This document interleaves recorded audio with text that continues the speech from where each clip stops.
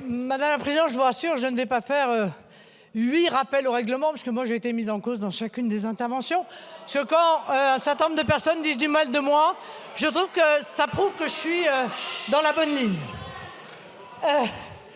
J'aime quand même, Monsieur Lefebvre, quand je vous entends dire que le Rassemblement national n'est pas un parti de gouvernement. Vous ne l'êtes plus vous-même, parce que vous avez été battu extrêmement sèchement aux élections législatives.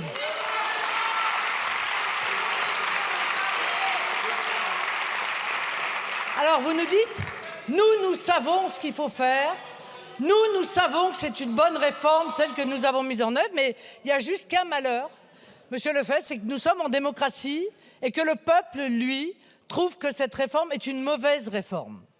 Et vous lui avez tordu le bras parce que la majorité de cet hémicycle était également contre cette réforme.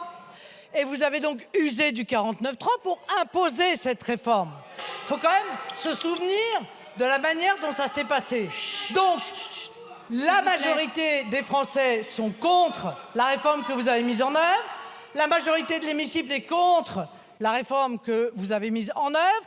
Et il n'y a que par des petites manœuvres assez pitoyables qu'aujourd'hui, cette abrogation ne peut pas en réalité être votée. Elle le sera parce qu'il y a dans cet hémicycle des gens qui ont, pour l'intérêt supérieur du pays, un amour immodéré qui va bien au-delà de leur petite, la défense de leurs petits intérêts personnels. Si vous voyez ce que je veux dire.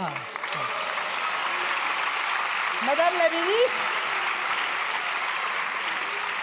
je ne suis pas sûre que vous puissiez véritablement donner des leçons de sérieux, et particulièrement de sérieux budgétaire, compte tenu des résultats des 7 dernières années du mouvement que vous êtes si fiers d'avoir cofondé.